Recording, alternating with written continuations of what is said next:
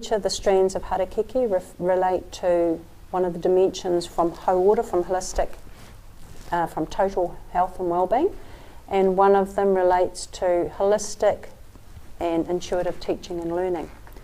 So what we're going to do now is, in creating this this metaphorical concept, is to weave it together.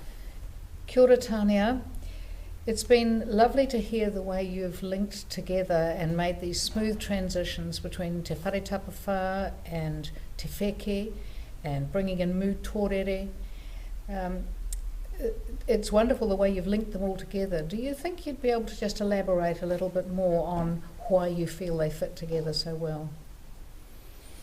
Well, I guess I have to say it's instinctive or intuitive. To me, it just seems like a logical transition.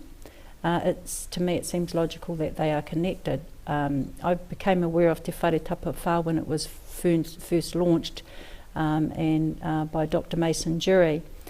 It's a simplified version, I guess, of the various dimensions that affect our hauora, our health and well-being. When I became aware of Te Wheke and realised that there are certain dimensions from Te Whare Tapawhā that exist within the Te Wheke model, but there were more, looking at the other dimensions of Te Wheke, I realised that they really pertain to ako, to teaching and learning, and that in fact hauora and education belong together, that it's been to our detriment to separate health and education as two different entities, where in fact both, in my mind, need to be reconnected, rewoven together, and the Te Wheke model does that. It honours both, so that it's total health and well-being as well as holistic and intuitive teaching and learning. And to me, those things need to be together again. So that's why I make this transition, is because most people are already aware of Te Whare Tapawhā, and it's then easy to bring in the other dimensions and grow the understanding towards Te Wheke. So I see you're holding a copy of Tātai Ako in your hand, Tania. Would you like to talk to us about that? Yes, Tātai Ako refer to the cultural competencies for teachers of Māori learners. In fact, it can relate to cultural competencies for teachers of any learners, in my view.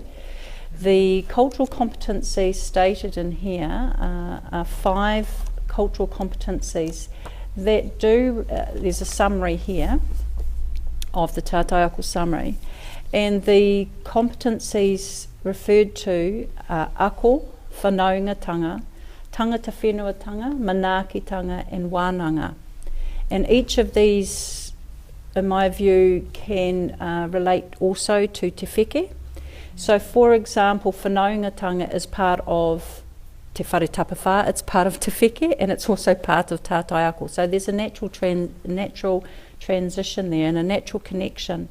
Whanaungatanga, really a strong emphasis on the importance of relationships. Whanaungatanga also is an important part of Kahikitea, which is about nurturing relationships for effective teaching and learning.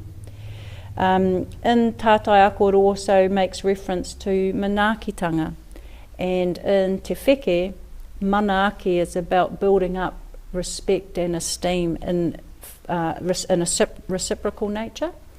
So with manaakitanga, by showing hospitality, by showing respect for learners and also for teachers, it connects us also to Te Wheke in there.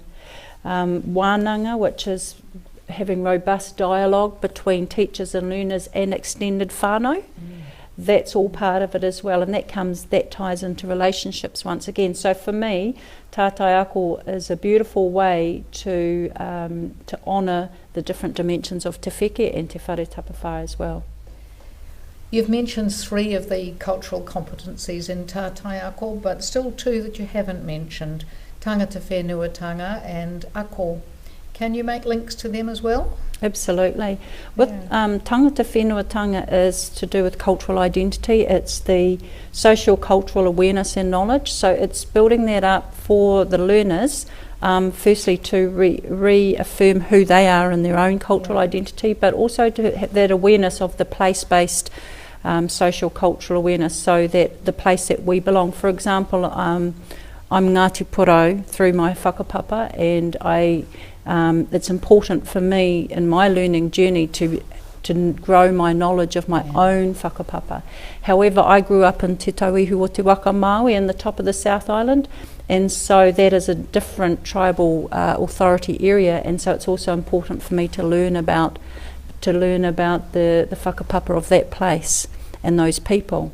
So tangata whenuatanga is very much about affirming our identity, of our own individual identity, but also of the place that we connect to. What about for people who are not tangata whenua, who are not mana whenua, people who are tauiwi? What about them? Everybody has a cultural identity, and it may not be of the place where you are right now, but it's important to reaffirm for people and to respect and show appreciation and awareness of their cultural identity, whatever that may be. So firstly and foremost, it's to strengthen and recognise that. And then secondly, we are all part of the place we are, whether we have whakapapa to that place or not.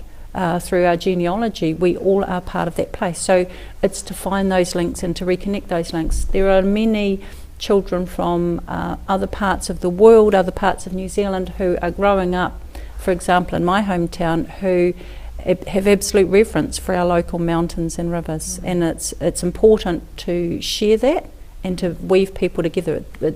I believe this is a time and place that we need to strengthen connections. And the cultural competency of ako. Yes. Well, of course, ako is very dear to my heart, being a teacher and also a lifelong learner. Ako, there are so many layers to that word that it would take a lecture on its own to cover them. However, ako is very much a part of tātai ako, which is making all the connections to enhance learning, teaching and learning. So something important to understand about ako is that it's reciprocal. You are never just a teacher, you are never just a learner. In fact, you are always both. Whenever you're teaching, you are learning simultaneously. There is a tuakana taina relationship, and that can alternate. You know, sometimes you are the tuakana teaching someone, and at other times that role can reverse. That teaching and learning can be intergenerational, that teaching and learning can be strength-based, that you recognise somebody's strength and you encourage that in them to develop those areas. So ako is a very, very broad concept that I believe we need to explore in greater depth. Now in tātai ako, of course, practice in the classroom and beyond, we need to encourage learners to help them decide for themselves the areas that they are passionate about learning in. Now, something about ako from a Māori world, traditional Māori world view, is that all knowledge is sacred, and that takes us back to our traditional Māori legends where Tāne, the same Tāne who separated the earth from the sky, our father sky and our mother earth, the same Tāne climbed the 12 heavens to Rangiatea to bring down to the earth for mankind 3 baskets of knowledge. Now, different tribes have different tribal stories about what was contained in those 3 baskets. For some, they say that they are 3 baskets, one containing celestial knowledge to do with the universe and the stars, etc. One containing terrestrial knowledge to do with our physical experience of life on Earth. And one is esoteric knowledge, which is the knowledge that is deliberately hidden because it's so sacred, and it can be hidden in plain sight. And when speaking to some of the UC students here, I referred to the word tamaiti, meaning a small sun. And so that's an example of, most people know the word tamaiti or tamariki in reference to child or children, but perhaps haven't looked at the deeper esoteric meaning there. So sometimes knowledge can be hidden in plain sight as well. For others, the 3 baskets of knowledge refer to knowledge of things that are good for us as humans, and also the knowledge of things that are not good for us, therefore things we should avoid or use in moderation. And then thirdly, knowledge of our own uniqueness and expression, which comes through in the arts and self-expression. So, yeah, different tribal areas may have a slightly different take on what was pertained in those 3 baskets. But so that's an example of how ako is, from a Māori worldview, is quite sacred. Well, you've left us with a tremendous amount of information to think about, and I know that the students have found this a really rewarding experience. So, huge thank you from all of us. Kia ora. Kia ora, Sue.